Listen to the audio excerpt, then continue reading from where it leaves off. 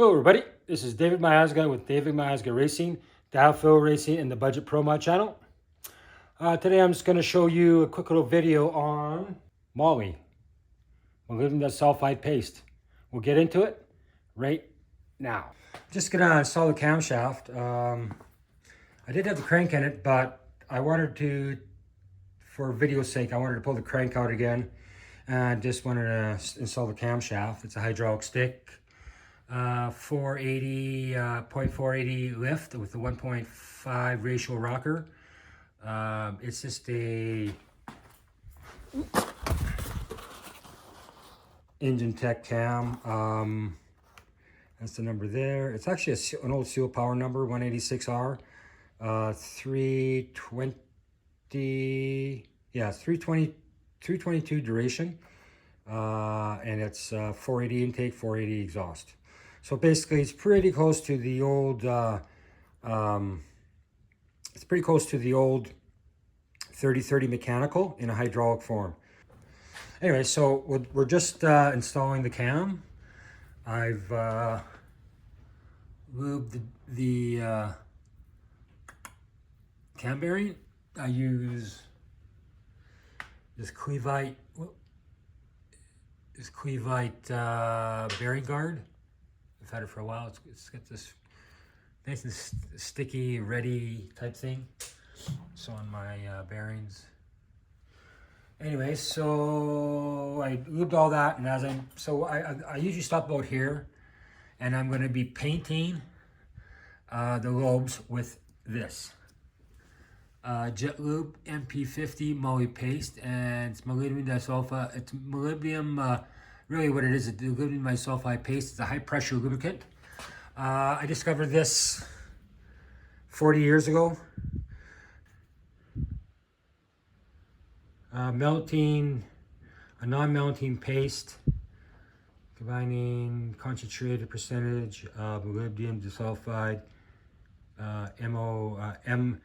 MOS2, apply to any metallic surface, and it bonds to the air and creates a low friction plating through some heat cycles, smooths out high spots, etc., etc. And I use that for breaking in camshafts. And it says a low bearing area, high friction. It shields, reduces bearing temperature, produces working parts, blah blah blah. It's an old. They used to do it on rocker arms, say at the racetrack. If you burnt out a ball on your rocker arm, you throw some of this in there just to lubricate it. They used to give in the cream cam kits, when you broke into cams, they used to give you moly paste.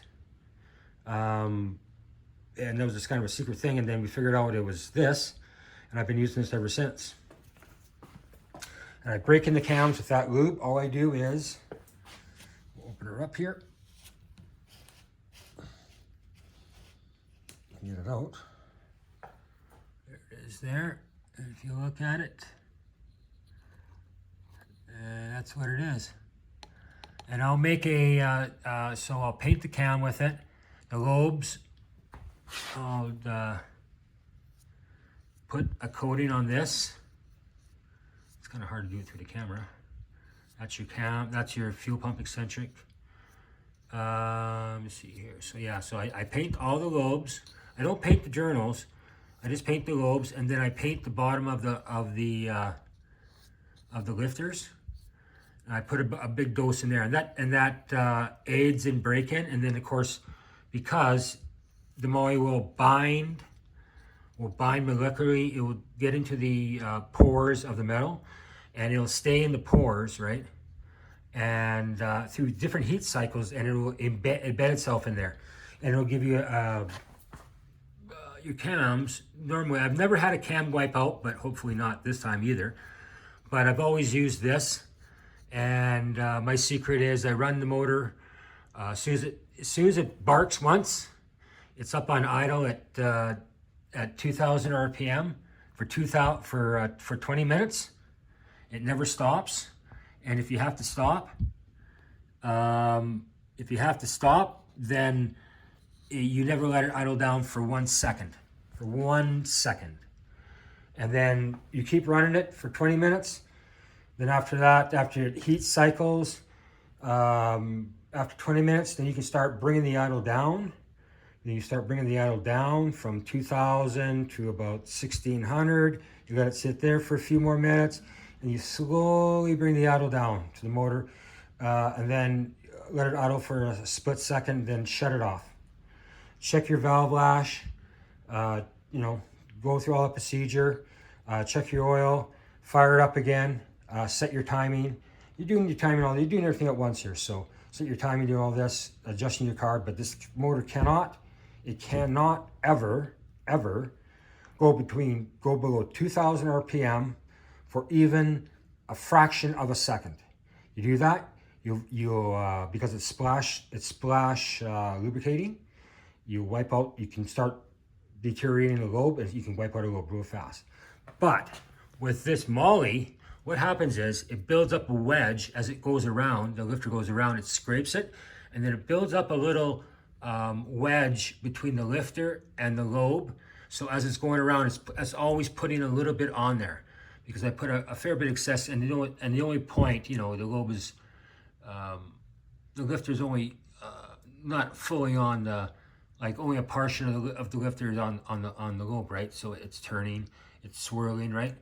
So what it does, it packs up a little bit of this lubricant on the underside of the lifter, where it's not contacting the cam, and it stays there, and it sort of it applies, it sort of wicks it onto the cam as it's going around with the oil, and it dissolves in the oil. So you get this nice slippery lubricating compound. But anyways, so that's how I install a cam. This is the lubricant. This is the break-in compound or lubricant I use. I don't use this or any other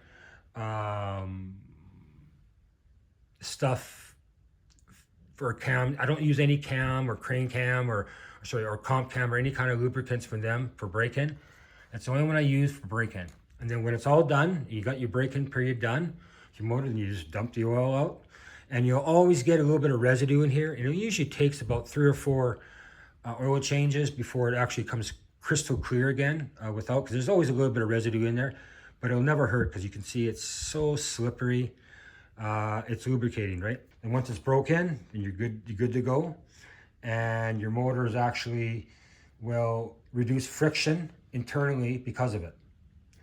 That's just my little thing. You can agree with it or you can disagree with it. But that's how I do it, and I've had great success. So that's just my experience over 45 years of doing mechanical engine rebuilding. All right, that's it for tonight. This is Dave Miazga with Dave Miazga Racing, Dabfill Racing, the Budget Pro Mod channel. Peace out.